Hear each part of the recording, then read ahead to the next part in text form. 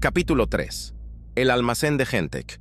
Uso tomó la clave de acceso que le di y pidió a Manafik, el empleado de mantenimiento, que lo acompañara a revisar el sistema de refrigeración del edificio APC 911-42. Manafik asintió con la cabeza y ambos se dirigieron al más moderno de los edificios de mini almacenes, El Paraíso. Uso, un hombre trabajador y sincero, había sido de gran ayuda durante el tiempo que trabajé como gerente en esa instalación Manafik. Por su parte, era un empleado eficiente que hacía lo posible por mantener aquella inmensa instalación limpia y funcional prácticamente solo. Continuaron su camino justo cuando vieron mi camioneta salir por el portón principal. Manafik llevaba consigo su cinturón de herramientas y las llaves de las escaleras de los pisos. Uso, el papel con la clave y su teléfono celular, tomaron el elevador en la entrada sur del edificio, ya que el elevador norte llevaba averiado varias semanas, y como de costumbre, los dueños se negaban a repararlo, aunque el trabajo había sido presupuestado hacía tiempo. Uso recordó que semanas antes yo había comunicado la situación del elevador a la supervisora. La alta gerencia me había informado que no lo arreglarían por el momento para no afectar las finanzas ni los dividendos trimestrales que percibirían los propietarios de la instalación Mara. De acuerdo con la corporación, envió un escueto comunicado a los empleados, informando que esto incluso beneficiaba a los clientes, ya que la caminata adicional mejoraba la condición física de los arrendatarios. Los dos hombres subieron hasta el 5º piso. Al salir del elevador, se encontraron con un pasillo que finalmente desembocaba en una puerta con un dispositivo de seguridad electrónico. La puerta tenía un logotipo que indicaba que ese piso era propiedad de la multinacional Jan Lao Gentek LLC, una poderosa corporación de biotecnología y farmacéutica. Pasaron por la primera puerta tras marcar el código de acceso.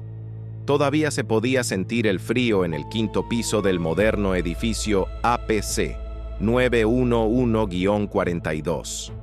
En este piso, los almacenes eran diferentes al resto de la instalación. En lugar de las habituales puertas de aluminio color anaranjado, las puertas en este nivel eran de un material avanzado a base de carbono. En vez de enrollarse hacia arriba, eran deslizantes, y todas las cerraduras eran electrónicas con teclados numéricos. Otra cosa que Uso notó fue que las unidades, en su parte superior, estaban herméticamente selladas. La luz de las lámparas también era distinta. Su espectro azul indicaba que gran parte de la iluminación se encontraba en el umbral ultravioleta. Algunas de las puertas eran transparentes, y detrás de ellas se observaban multitud de ordenadores con constelaciones de pequeños diodos emisores de luz tilitante. Los empleados caminaron por el largo pasillo, y a medida que avanzaban, los sensores de movimiento encendían unas ominosas lámparas de baja potencia. Caminar por aquellos malditos pasillos era sumamente incómodo. Cuando una lámpara se encendía, la anterior se apagaba, creando una atmósfera tenebrosa y muy perturbadora. Al final del pasillo había otra puerta, un poco más pequeña, que tenía un cerrojo binario y 2 aberturas para pequeñas llaves. La cerradura tenía grabados en relieve 2 símbolos.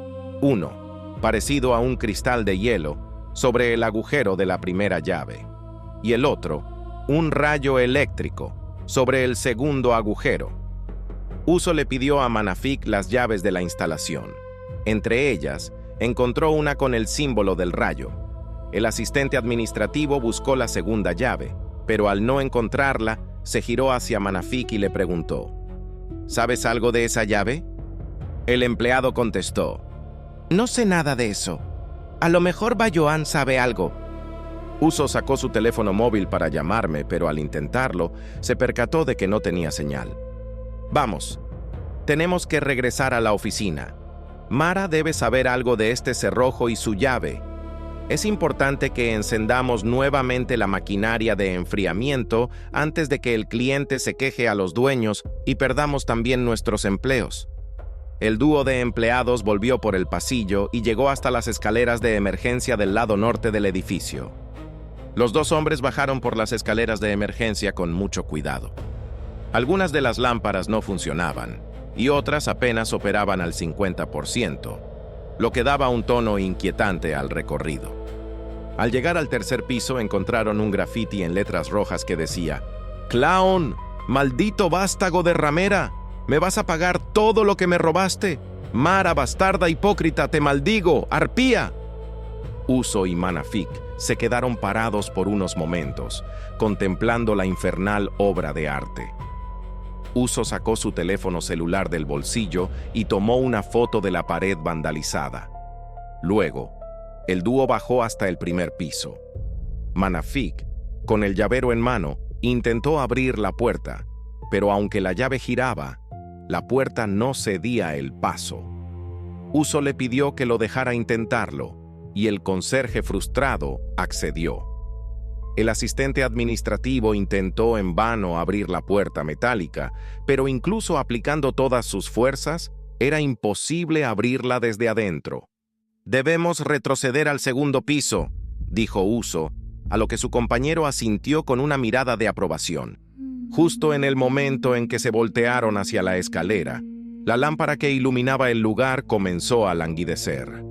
Mientras el dúo se aproximaba a las escaleras, Manafik observó una mancha en la pared, en la parte inferior, donde terminaban las escaleras. La mancha pasó bajo una lámpara de emergencia, y entonces todo se volvió un caos. De repente, un fuerte temblor sacudió las instalaciones de Mini Almacenes El Paraíso. La lámpara fluorescente se apagó mientras el sismo aún no había terminado. Uso, que ya casi llegaba al descanso de la escalera, se aferró al pasamanos como si su vida dependiera de ello.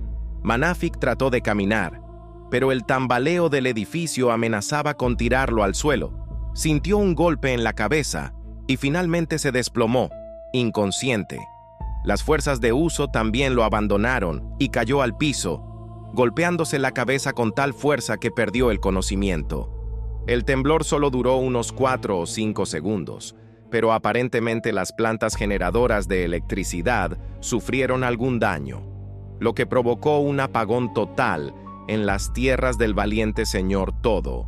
Quedó en la oscuridad. La lámpara de emergencia en la parte inferior de la escalera se había desprendido de la pared y había golpeado al infortunado conserje en la cabeza. Uso, que despertó algo aturdido, usó la pequeña luz de su teléfono celular para alumbrar en la dirección donde Manafik había caído. La sangre brotaba de la cabeza de Manafik, así que Uso se acercó y, doblándose, sacudió a su compañero de trabajo hasta que lo hizo despertar. «¿Qué pasó?», preguntó Manafik, llevándose la mano a la cabeza justo donde la lámpara lo había golpeado. «Hubo un temblor. Una lámpara de emergencia se desprendió de la pared y te golpeó. No duró mucho tiempo, pero fue fuerte», contestó Uso mientras ayudaba a su amigo a levantarse.